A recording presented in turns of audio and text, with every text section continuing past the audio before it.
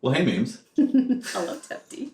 It's time for another jam, isn't it? That's right. This is going to be a little bit different because it's more of an improv, right? Definitely. Well, on top of what vocals we have in there. And yeah, so there's like around 16, 32 bar vocal samples in here that you did, and then you just coming up with stuff on the spot. Just coming up, and we just don't know. Yeah. Don't know what's going to come out. This one, we're just jumping right in, right? Yeah.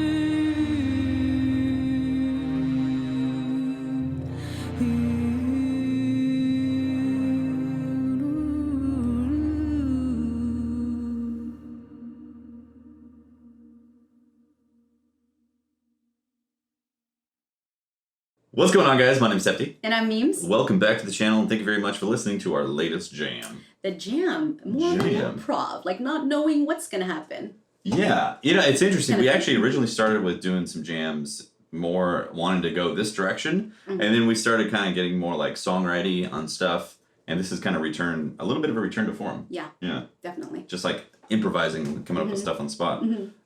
Speaking of improvising, so how this originally started was I did that video on the Minilogue patches, kind of creating patches from scratch, and then I made like a quick beat on the MPC One with no drums. It was just patches from the Minilogue, and that ended up kind of becoming something. You were like, oh, I hear something, and then Memes started doing, you started saying that vocal line, yeah, right? Vocal line. I don't know if it was the low one or the high one or whatever. Yeah. Started with the line, and then which was these? With that.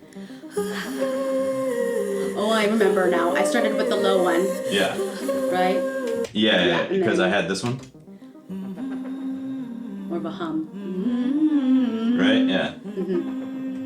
So the MPC format's pretty new to me. I actually have never owned an MPC until the MPC One. I got it because I was interested in comparing it to the Digitact. Digitact is like a really great DAW-less type of setup for organizing all your stuff.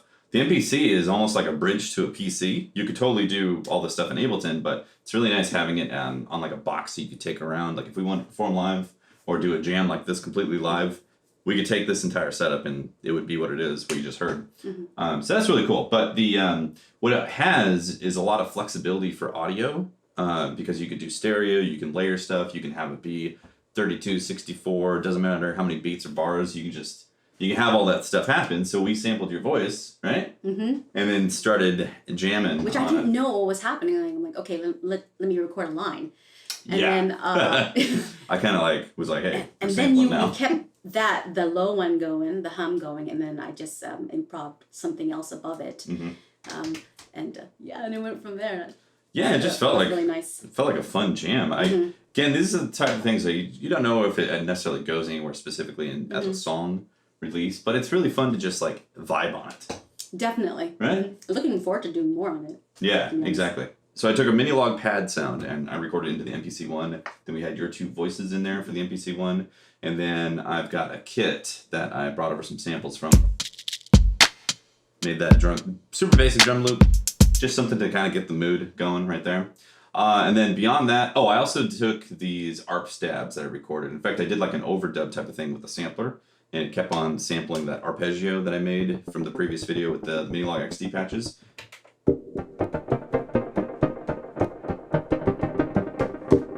So I made this one affected, but then all these were like layered chords.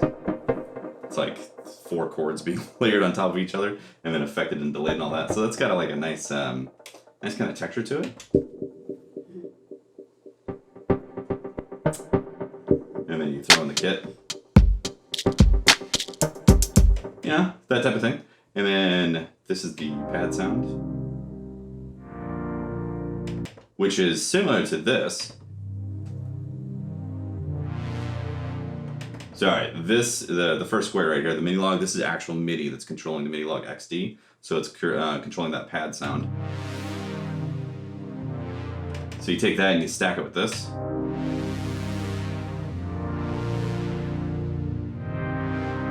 Kind of creates some nice texture, layered type of stuff, which I thought was cool. And then I also have the Behringer Model D as the bass. I just really like this thing for bass. That's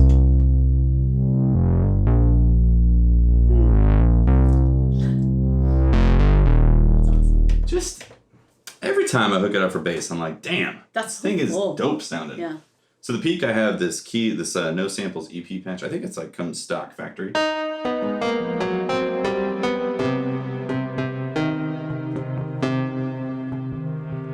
I'm writing the filter frequency on.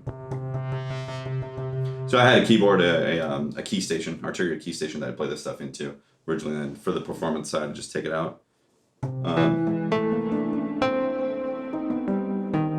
So yeah, that is being triggered throughout the track. And I think that's pretty much it, actually. That's like the bones of the track. So that pretty much sums up what this jam is and how it was formed. Again, everything was changed from the MPC One. So this is the clock that then is getting routed into the various stuff. I am multi-tracking into Ableton Live as like a multi-tracker type of thing, just so I can do some separate mixing afterwards, just in case. That's always nice, you know. It's like it's a hybrid approach, being able to track everything as a DAW setup, but then be able to use an actual DAW for mixing. I find I really like that setup. Jamming is fun. All right. Well, I think that's the video. Yes, it is. Cool. Can't wait to do more. Excited to do more. Thank you very much for watching. If you enjoyed it, hit the like button, leave us a comment. If you'd like to support us directly, you can always subscribe, hit the bell, stream our stuff off of Spotify. Just search Tefty Meems, or you can stream it off of Apple Music, Amazon, all that. And you can also buy our records on Bandcamp. teftymeems.bandcamp.com, all that stuff. Thank you very much for watching. We'll see you next time for another video. Deuces.